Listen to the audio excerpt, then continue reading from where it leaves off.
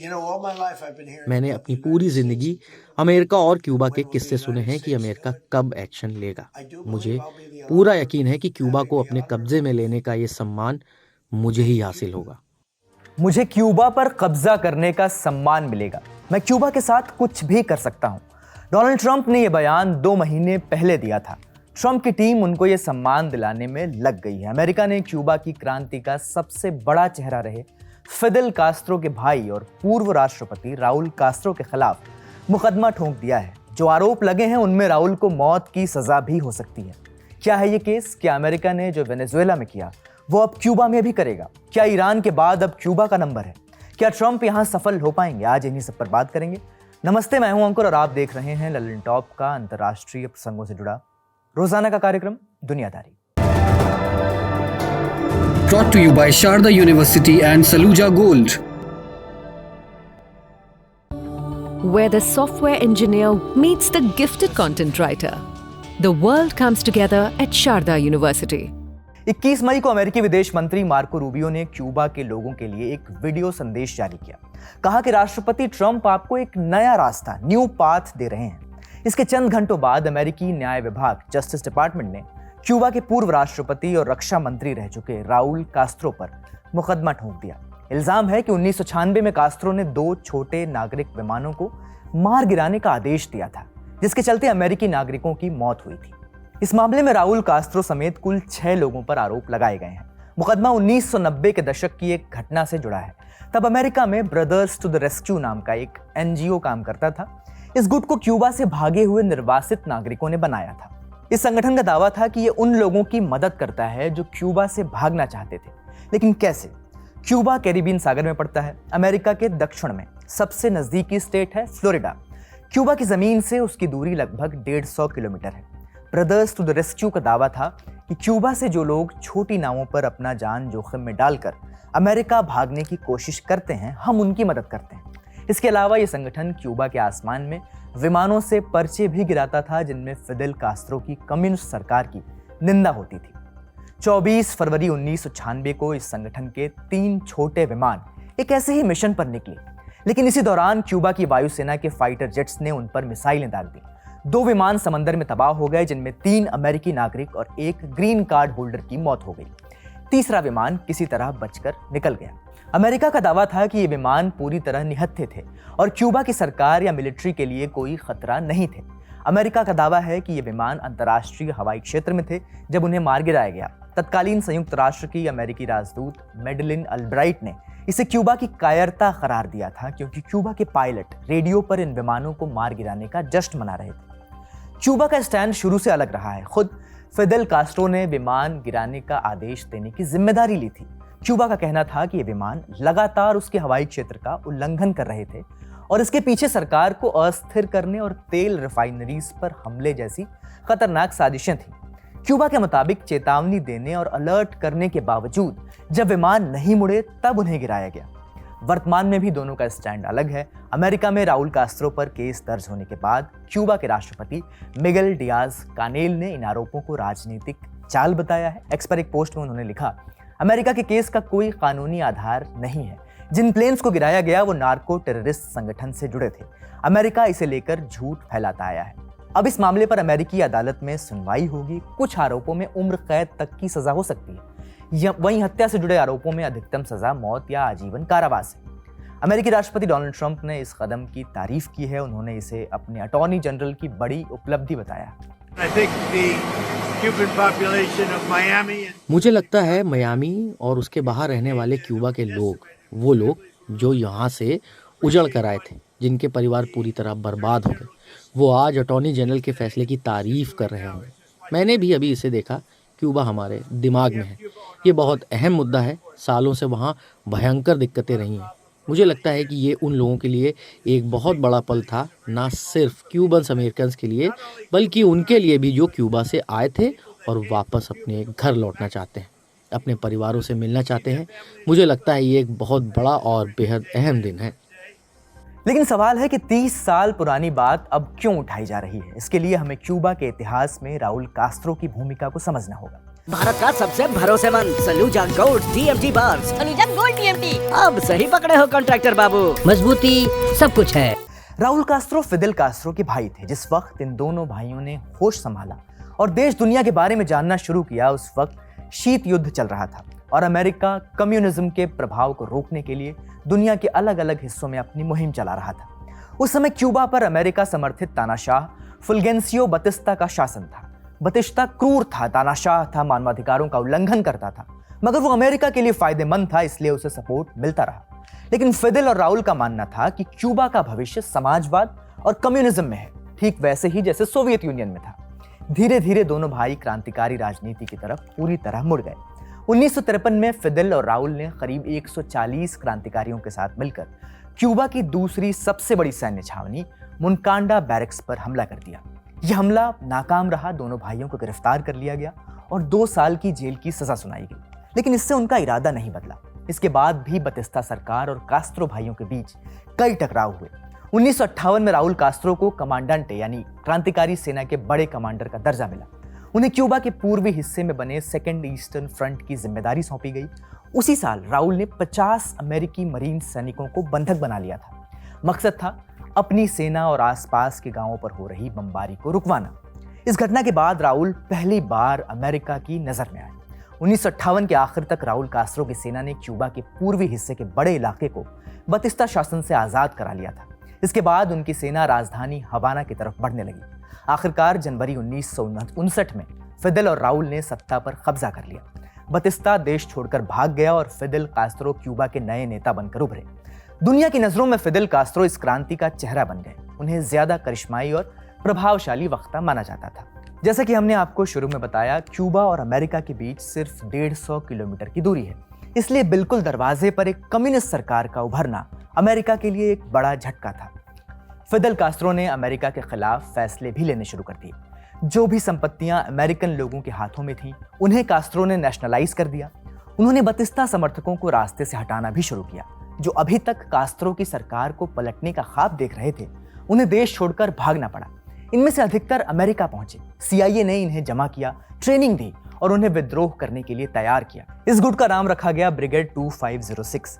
इसका काम क्यूबा में घुसकर कास्त्रो की सरकार गिराना था। अप्रैल 1961 में इस ब्रिगेड को क्यूबा के बे ऑफ पिग्स में उतारा गया। इन्होंने सरप्राइज अटैक कर शुरुआती बढ़त बना ली थी, लेकिन जल्दी ही कास्त्रो की सेना ने उन्हें पस्त कर दिया। ब्रिगेड के 100 से ज्यादा लोग मारे गए, 1000 से ज्यादा अरेस्ट हुए। इस घटना के बाद दोनों देशों के रिश्ते उस मोड़ पर पहुंच गए जहां से वापस आना नामुमकिन था। यह अमेरिका के लिए कोल्ड वॉर के दौर की सबसे शर्मनाक हार में से एक मानी जाती है। फिदेल ने बाद में अमेरिका की इस कोशिश का बदला भी लिया। 1962 में कास्त्रो ने सोवियत संघ को मिसाइल तैनात करने के लिए अपनी जमीन दी थी, जिसके बाद अमेरिका और सोवियत संघ न्यूक्लियर वॉर के मुहाने पर आ गए थे। इसे आप क्यूबन मिसाइल क्राइसिस के नाम से जानते हैं। क्यूबन मिसाइल क्राइसिस के बाद रिश्ते और बिगड़े। अमेरिका ने क्यूबा को आतंकियों को पैसा खिलाने का आरोप लगाया, आर्थिक प्रतिबंध लगा दिए। 1964 से 2009 तक ऑर्गेनाइजेशन ऑफ अमेरिकन स्टेट्स यानी OAS के सदस्य देशों ने भी क्यूबा पर एम्बार्गो लगाया हुआ था। OAS में वेस्टर्न हेमिस्फीयर के लगभग सभी देश शामिल हैं। इस तरह क्यूबा को अलग थलग कर दिया गया। CIA ने कई दफा फिदेल कास्त्रो को मारने की कोशिश भी की। इससे भी तनाव बढ़ा। जब ये सब कुछ हो रहा था, तब राउल कास्त्रो सेना के सबसे बड़े पद पर थे, आर्मी जनरल। राउल करीब 5 दशक तक इस पद पर बने रहे। उस दौर में क्यूबा की अर्थव्यवस्था किसी बड़े और ताकतवर देश के सहारे टिकी रही, जो उसे तेल और दूसरी जरूरी चीजें दे सके। कोल्ड वॉर के दौर में ये सहारा सोवियत यूनियन था, लेकिन 1991 में सोवियत यूनियन टूट गया और इसका सबसे बड़ा झटका क्यूबा को लगा। इसके बाद क्यूबा में स्पेशल पीरियड नाम का एक कठिन दौर शुरू हुआ।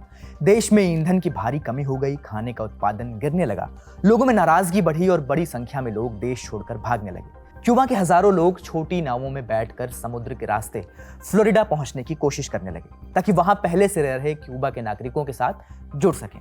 आखिरकार अमेरिका में बिल क्लिंटन प्रशासन ने बड़े पैमाने पर माइग्रेशन की इजाज़त दी थी।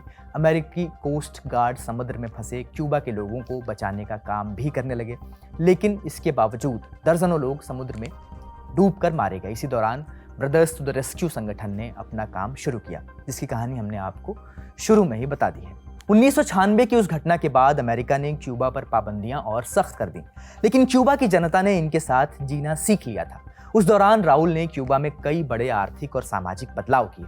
ताकि देश की अर्थव्यवस्था को संभाला जा सके और क्यूबा बदलती दुनिया के साथ कदम मिला सके। उन्होंने सैनिकों को खेतों में काम करने के लिए लगाया ताकि खेती और पशुपालन बढ़ाया जा सके। सैनिक शहरों के टूटे फूटे ढांचे की मरम्मत भी करते थे। यहां तक कि सेना ने कई कंपनियां भी चलानी शुरू कर दी, जिनमें टूरिस्ट होटल से लेकर डिपार्टमेंट स्टोर तक शामिल थे। लेकिन उस दौरान भी अमेरिका ने अपना नैरेटिव बनाए रखा और कहता रहा कि क्यूबा की सरकार अपने नागरिकों की भलाई नहीं चाहती है, उसे हटाया जाना चाहिए, लोकतंत्र की वापसी होनी चाहिए। फिर बराक ओबामा की एंट्री हुई। 2015 में ओबामा के कार्यकाल में रिश्ता सुधारने का प्रयास शुरू हुआ। कई प्रतिबंध हटाए गए। उस साल दोनों देशों ने एक दूसरे के वहां दूतावास शुरू किया। मार्च 2016 में ओबामा क्यूबा के आधिकारिक दौरे पर गए। जनवरी 2017 में डोनाल्ड ट्रंप अमेरिका के राष्ट्रपति बन गए। उन्होंने प्रतिबंधों को दोबारा लागू कर दिया। कोविड के समय क्यूबा को इसका नुकसान भी उठाना पड़ा। हालांकि बाद में उसने खुद की वैक्सीन डेवलप भी कर ली। जनवरी 2021 में जो बाइडेन राष्ट्रपति बने। उन्होंने रिश्तों में सुधार लाने की कोशिश की, लेकिन दोनों देशों पर पुराना इतिहास हावी रहा। ये इतिहास उन्हें एक दूसरे को शक की नजर से देखने के लिए बाध्य करता है। ट्रंप और उनकी टीम उसी शक को आगे बढ़ा रही है, उसी पर एक्शन ले रही है। इन 7 दशकों में राउल कास्त्रो एक आर्मी जनरल से लेकर एक राष्ट्रपति के पद तक पहुंचे और इसी दौर में उनका राजनीतिक करियर खत्म भी हो गया। फिदेल कास्त्रो 1959 से 2008 तक क्यूबा के मुखिया रहे। शुरुआती दौर में राउल कास्त्रो चुपचाप देश की सत्ता और सेना में अपनी मजबूत जगह बना रहे थे, लेकिन चेहरा हमेशा फिदेल ही रहे। लेकिन 2008 आते आते फिदेल की तबीयत खराब रहने लगी। उन्हें लगा कि उनकी सेहत अब उन्हें लंबे समय तक सत्ता में बने रहने की इजाजत नहीं देगी, इसलिए उन्होंने ऐलान किया कि अब राउल कास्त्रो ही देश की कमान संभालेंगे। 2011 से राउल आधिकारिक तौर पर क्यूबा के नेता बन गए। 10 साल बाद 2021 में राउल कास्त्रो ने आधिकारिक तौर पर कम्युनिस्ट पार्टी के नेता पद से इस्तीफा दे दिया। इसे क्यूबा में लगभग 6 दशक लंबे कास्त्रो शासन के अंत के तौर पर देखा गया। यही पद देश में सबसे ताकतवर भी माना जाता था। इसके बाद सत्ता की जिम्मेदारी मौजूदा राष्ट्रपति मिगेल डियाज कानेल को सौंप दी गई। लेकिन कई क्यूबाई लोगों का मानना है कि राउल कास्त्रो पूरी तरह सत्ता से कभी दूर हुए ही नहीं। उनके मुताबिक राउल अब भी पर्दे के पीछे की ताकत बने हुए हैं और क्यूबा की राजनीति में उनका असर लगातार महसूस किया जाता है। जानकारों का मानना है कि क्यूबा में असली सत्ता आज भी राउल कास्त्रो और सेना के हाथ में है। जब राउल कास्त्रो कभी कभार सार्वजनिक कार्यक्रमों में दिखाई देते हैं, तब भी वो अक्सर सैन्य वर्दी में नजर आते हैं। कहा जाता है कि क्यूबा की राजनीति और सेना के लगभग सभी बड़े अधिकारी या तो खुद राउल कास्त्रो ने चुने हैं या फिर उनकी मंजूरी से आगे बढ़े। यही वजह है कि कई लोगों का मानना है कि भले ही राउल कास्त्रो ने आधिकारिक पद छोड़ दिया हो, लेकिन क्यूबा की सत्ता व्यवस्था में उनका असर अब भी गहराई से मौजूद है और इसी वजह से राउल कास्त्रो को आज भी अमेरिका और क्यूबा के बीच चल रही बातचीत में एक अहम किरदार माना जाता है। पूरी कहानी सुनकर आप सोच रहे होंगे कि राउल कास्त्रो के खिलाफ केस दर्ज होने पर क्यूबा में तूफान मच गया होगा, लोग शायद सड़कों पर उतरे होंगे, लेकिन हालात इससे बिल्कुल अलग हैं। जब पूरी दुनिया में राउल कास्त्रो पर हत्या के मुकदमे की खबर ब्रेकिंग न्यूज बनी थी, तब खुद क्यूबा के गिने चुने लोगों को इसकी भनक थी। क्यूबा के ज्यादातर हिस्सों में ब्लैकआउट है। देश अपनी ज्यादातर बिजली तेल से बनाता है। पिछले 3 दशकों से इस काम के लिए वेनेजुएला से तेल आता था, लेकिन इसी साल जनवरी में ट्रंप ने वेनेजुएला के राष्ट्रपति निकोलस मादुरो को किडनैप कर लिया और क्यूबा को तेल की सप्लाई पूरी तरह रोक दी। अमेरिका के दबाव में आकर मेक्सिको ने भी तेल भेजना बंद कर दिया और दुनिया के किसी और देश ने क्यूबा की मदद नहीं की। परेशानियां बढ़ी क्योंकि क्यूबा अब भी 20वीं सदी में जी रहा है। उसका पावर ग्रिड अब भी तेल पर ही निर्भर है। अमेरिका इस एनर्जी क्राइसिस को क्यूबा के खिलाफ एक हथियार के तौर पर इस्तेमाल कर रहा है। राजधानी हवाना भी अंधेरे में है। ईंधन न होने से कूड़े की गाड़ियां जगह जगह खड़ी हैं और शहरों में कचरे के पहाड़ बन रहे हैं। फ्रिज बंद होने से घरों और बाजारों में रखा मांस और डेयरी प्रोडक्ट्स सड़ रहे हैं। बिजली न होने से पानी के पंप ठप हैं। लोग बाल्टियां और डिब्बे लेकर पानी के लिए लाइनों में लगे हैं। सबसे ज्यादा कीमत बीमार लोग चुका रहे हैं। हजारों सर्जरीज टाल दी गई हैं। कैंसर के जो मरीज कीमोथेरेपी ले रहे हैं, उनके इलाज के लिए जरूरी दवाएं खराब हो रही हैं। देश की इकोनॉमी चलाने वाली निकल की खदानों में काम रुक गया है, जिससे एक्सपोर्ट्स ठप हैं। भूख, प्यास और अंधेरे में तंग आकर लोग समय समय पर सड़कों पर भी उतर रहे हैं। यानी अमेरिका का ये मैक्सिमम प्रेशर कैंपेन एक हद तक काम जरूर कर रहा है। इसके बावजूद क्यूबा के लोगों का कहना है कि ये क्यूबा है, कोई वेनेजुएला नहीं। अमेरिका आजमा कर देख ले, हम उनका इंतजार कर रहे हैं। यहाँ बच्चे से लेकर नौजवान तक सबको बंदूक चलानी आती है। सुनिए। Ay, no, eso es una cosa que no tiene. इस बात का कोई सिर पैर नहीं। अमेरिका को लगता है वो यहाँ भी वही कर लेंगे जो उन्होंने मादुरो के साथ किया था, लेकिन मादुरो को उनके अपनों ने ही धोखा दिया। यहाँ क्यूबा में ऐसा कुछ नहीं होने वाला। No tiene sentido. ये बिल्कुल बेतुकी बात है। अमेरिकी यहाँ आकर कुछ नहीं उखाड़ पाएंगे। क्योंकि हम उनके इंतजार में ही बैठे हैं। हम वेनेजुएला नहीं हैं। यहाँ बच्चे से लेके बूढ़े तक हर किसी को गोली चलानी आती है। सवाल ये कि क्या अब अमेरिका क्यूबा के खिलाफ जंग छेड़ने वाला है? इस सवाल का जवाब 2025 में अलग था और 26 में बिल्कुल अलग। 2026 की शुरुआत को 3 दिन भी न हुए थे कि अमेरिका ने वेनेजुएला में ऑपरेशन चलाया। वेनेजुएला के तत्कालीन राष्ट्रपति निकोलस मादुरो को किडनैप कर लिया गया। आज वो अमेरिका की एक जेल में कैद है। उस ऑपरेशन से पहले कम ही लोग ये मानने को तैयार थे कि अमेरिका ऐसा कर सकता है, लेकिन उसने किया। फिर 2026 के तीसरे महीने में दुनिया ने ईरान में अमेरिका की बमबारी देखी, जिसके पीछे तख्ता पलट का मकसद था। इस बरस डोनाल्ड ट्रंप के फैसले ऐसे रहे हैं कि आशंकाएं तर्कसंगत हो जाती हैं। निकोलस मादुरो की किडनैपिंग से पहले भी अमेरिका ने उन पर नार्को टेररिज्म के आरोप लगाए थे। उन्हीं आरोपों के दम पर अपनी किडनैपिंग को सही ठहराने की कोशिश की थी। हालांकि मादुरो के नाम पर $200 मिलियन का इनाम रखा गया था। राउल कास्त्रो के साथ ऐसा नहीं है, दोनों पर लगे आरोप भी बिल्कुल अलग हैं। फिर भी कहानी बहुत हद तक मिलती जुलती है। क्यूबा इस बात को अच्छी तरह समझता है। क्यूबा के उप विदेश मंत्री कार्लोस फर्नांडीज ने कहा है कि अमेरिका इस तरह के आरोपों का इस्तेमाल सैन्य कार्रवाई को उचित ठहराने के लिए करता है, लेकिन क्यूबा के लोग ऐसा नहीं होने देंगे। हम ऐसे किसी भी कदम का माकूल जवाब देंगे। उधर दुनिया के बाकी देश भी अमेरिका के इस कदम की अहमियत समझ रहे हैं। चीन के विदेश मंत्रालय का एक बयान आया है, उसमें कहा गया है कि अमेरिका को क्यूबा के खिलाफ प्रतिबंधों और कानूनी दांव-पेच का इस्तेमाल बंद कर देना चाहिए। बार बार हमले की धमकी देने से भी बाज आना चाहिए। लेकिन क्या अमेरिका बाज आएगा या फिर राउल कास्त्रो के साथ भी मादुरो वाली कहानी दोहराई जा सकती है? जानकारों को सुनिए। This is just another trick, if you will, of the White House to ramp up its pressure, and it's a direct reference to what occurred. ये व्हाइट हाउस की दबाव बढ़ाने की एक और चाल है और इसका सीधा कनेक्शन निकोलस मादुरो वाले मामले से है। सत्ता से बेदखल होने से पहले मादुरो पर भी अमेरिका ने मुकदमा किया था। उनके सिर पर भी भारी भरकम इनाम रखा गया था। राउल कास्त्रो के साथ अभी तक ऐसा नहीं हुआ है, लेकिन मैसेज वही है। वो जताना चाहते हैं कि जो हमने मादुरो के साथ किया वो तुम्हारे साथ भी कर सकते हैं। Unlike elements of the government under Nicolas Maduro, which was very fractured, corrupt, very transactional. लेकिन निकोलस मादुरो की सरकार काफी बटी हुई, भ्रष्ट और सौदेबाजी करने वाली थी। लेकिन इसके उलट ये वेनेजुएला की सरकार के मुकाबले कहीं ज्यादा अनुशासित, एकजुट और अपनी विचारधारा को लेकर पक्की है। राउल कास्त्रो से इतर अब बात करते हैं कि क्यूबा का क्या होगा। अमरीकियों ने जबरदस्ती तख्ता पलट करवाने की कितनी ही साजिशें रची हैं। सेंट्रल अमेरिका में Cuba, Belize, Guatemala, Haiti, Dominic Republic, Honduras, Nicaragua जैसे देश आते हैं। इन देशों में अमेरिका के तख्ता पलट कराने का लंबा इतिहास है। वैसे अमेरिका सिर्फ सेंट्रल अमेरिका में ही नहीं बल्कि पूरी दुनिया में ये कुकृत्य करता रहा है। क्यूबा उन चुनिंदा देशों में से था जहां अमेरिका अपनी पसंद की सरकार बिठाने में नाकाम रहा था। शीत युद्ध के दौर में क्यूबा को सोवियत संघ का समर्थन हासिल था, लेकिन सोवियत संघ के अवसान के समय में भी उन्होंने घुटने नहीं टेके। क्या फिदेल कास्त्रो की क्रांति सफल होने के 7 दशक बाद अमेरिका क्यूबा को घुटने टेकने पर मजबूर कर देगा? जानकारों को सुनते हैं। क्यूबा की सेना दशकों से 60 से ज्यादा सालों से अपनी वजूद की लड़ाई लड़ रही है।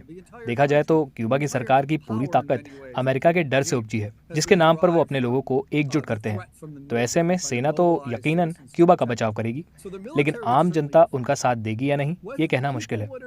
मुझे लगता है कि क्यूबा में बहुत से लोग अब बदलाव चाहते हैं। उनकी हताशा और बेबसी को समझने के लिए आपको बस क्यूबा से आ रही तस्वीरें देखने की जरूरत है। जरा सोचिए, 2020 के बाद से 10 लाख से ज्यादा लोग क्यूबा छोड़ चुके हैं। वो हर हाल में बदलाव चाहते हैं, लेकिन क्या वो बदलाव अमेरिका की बंदूक की नली से आता देखना चाहते हैं? ये मुझे नहीं पता। बड़ी खबर यहीं तक, अब सुर्खियों की बारी। ईरान जंग खत्म होगी या फिर बमबारी दोबारा शुरू होगी? इस सवाल पर अमेरिका और इजराइल के बीच ठन गई है। 19 मई को डोनाल्ड ट्रंप और इजरायली प्रधानमंत्री बेंजामिन नेतन्याहू के बीच फोन पर लंबी बातचीत हुई। अमेरिकी न्यूज आउटलेट एक्सियस की एक रिपोर्ट के मुताबिक इस कॉल के बाद नेतन्याहू का दिमाग गुस्से से सुलग उठा। इस फोन कॉल पर ट्रंप ने नेतन्याहू को बताया कि कतर और पाकिस्तान एक लेटर ऑफ इंटेंट यानी एक सहमति पत्र तैयार कर रहे हैं। इसके तहत जंग औपचारिक तौर पर रोकी जाएगी और ईरान के न्यूक्लियर प्रोग्राम और हॉर्मुज स्ट्रेट खोलने पर 30 दिन का नेगोशिएशन पीरियड शुरू होगा। लेकिन नेतन्याहू इस बातचीत के सख्त खिलाफ हैं। वो चाहते हैं कि अमेरिका और इजराइल फिर से जंग शुरू करें ताकि ईरान के मिलिट्री और बाकी ज़रूरी इंफ्रास्ट्रक्चर को पूरी तरह तबाह किया जाए, ईरानी सरकार को कमज़ोर किया जाए। दूसरी तरफ ट्रंप कुछ और दिन तक कूटनीति को मौका देना चाहते हैं। तर्क ये कि अगर 2 दिन इंतजार करके लोगों की जान बच सकती है तो ये अच्छा है। लेकिन ट्रंप ने यह भी चेताया कि अगर सही जवाब नहीं मिला तो जंग फिर से शुरू हो सकती है। नेतन्याहू के गुस्से को दरकिनार करते हुए ट्रंप ने दावा किया कि नेतन्याहू वही करेंगे जो मैं चाहूँगा। उधर ईरान का कहना है कि डील तभी होगी जब अमेरिका ईरानी जहाज़ों को रोकना बंद करे, फ्रीज किए गए फंड वापस करे और इजराइल लेबनान में जंग रोके। फिलहाल कतर और पाकिस्तान नए ड्राफ्ट पर काम कर रहे हैं ताकि दोनों देशों के बीच सहमति बन सके। आज का दुनियादारी यहीं समाप्त होता है। अपना और अपनों का ख्याल रखिए। देखते रहिए दी ललन टॉप। शुक्रिया। शुभ रात्रि।